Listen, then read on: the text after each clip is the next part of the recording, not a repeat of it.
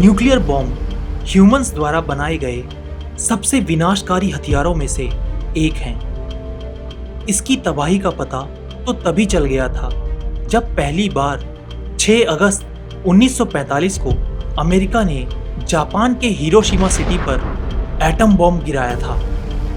इसी के साथ अमेरिका पहली कंट्री बन गया था न्यूक्लियर बम को यूज करने वाला। न्यूक्लियर बॉम्ब या एटम बॉम्ब का आविष्कार करने वाले वैज्ञानिक जूलियस रॉबर्ट ओपनहाइमर ने अपनी रिसर्च में एक चौंका देने वाली बात का खुलासा किया है कि न्यूक्लियर बॉम्ब जैसे विनाशकारी हथियारों का इस्तेमाल महाभारत काल में भी हो चुका है। दरअसल रॉबर्ट ओपनहाइमर ने गीता और महाभारत का गहराई से अध्ययन किया था। रॉबर्ट ओपनहाइमर ने महाभारत में बताए गए ब्रह्मास्त्र की शक्ति पर रिसर्च किया था। ओपनहाइमर और उनकी टीम ने पहली बार एटम बम का टेस्ट 16 जुलाई 1945 में किया था। इस टेस्ट का कोड नेम ट्रिनिटी रखा गया था और इस एटम बम का नाम गैजेट रखा गया था। इस बम की ताकत लगभग 21,000 TNT के विस्फोट के बराबर थी।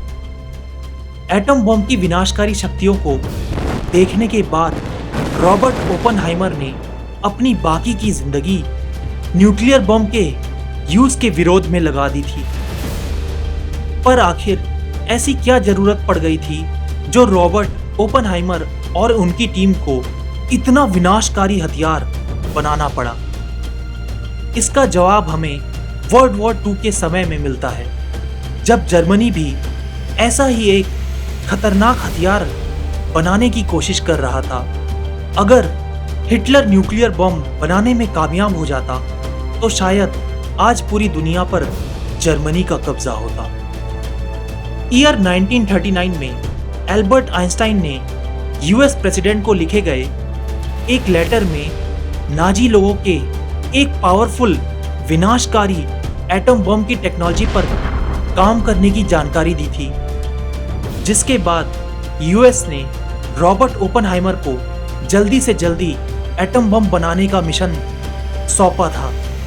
इसके बाद यूएस के वैज्ञानिकों ने 2 एटम बम तैयार किए। पहला एटम बम 6 अगस्त 1945 को वर्ल्ड वॉर 2 के समय अमेरिका ने जापान के हिरोशिमा शहर पर गिराया था, जो लगभग 15 किलोटन की फोर्स से एक्सप्लोड हुआ था, जिसकी वजह से 5 स्क्वायर माइल तक पूरा शहर तबाह हो गया था और लगभग 80,000 लोग पलक झपकते ही खत्म हो गए थे।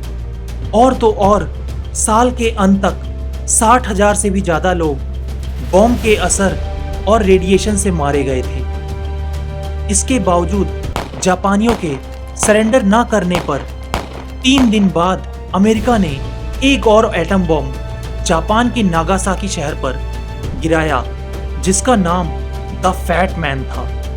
इस एटम बम की ताकत 21,000 TNT के विस्फोट के बराबर थी, जिससे लगभग 40,000 मौतें फौरन हो गई थी और धीरे धीरे लाशों की संख्या लाखों तक पहुंच गई थी। आपको लग रहा होगा कि एटम बम सबसे खतरनाक और तबाही वाले न्यूक्लियर बॉम्ब हैं, तो दिल थाम के बैठिए, क्योंकि इससे भी 1000 गुना ज्यादा शक्तिशाली एक बॉम्ब है जिसका इस्तेमाल किसी भी लड़ाई में आज तक नहीं किया गया। और हम यही विश करते हैं कि ऐसा दिन कभी भी ना आए। इस विनाशकारी खतरनाक न्यूक्लियर बॉम्ब का नाम है हाइड्रोजन बॉम्ब। साइंटिस्ट कहते हैं अगर इस हाइड्रोजन बॉम्ब को हिरोशिमा के एटम बॉम्ब की जगह यूज किया गया होता तो परिणाम 1000 गुना से भी ज्यादा भयानक और दर्दनाक होता।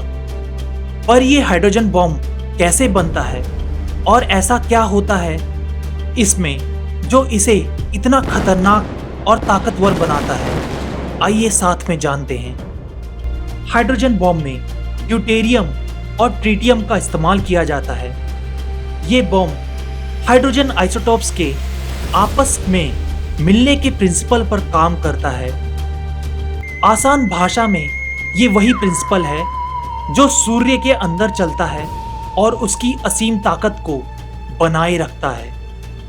हाइड्रोजन बॉम्ब में 3 स्टेजेस पर ब्लास्ट होते हैं जो मेन रिएक्टर को ब्लास्ट होने में मदद करते हैं। इस रिएक्टर को शुरू करने के लिए लगभग 50 लाख डिग्री सेल्सियस तक की गर्मी की जरूरत होती है जो पहले 2 धमाकों से मिलती है।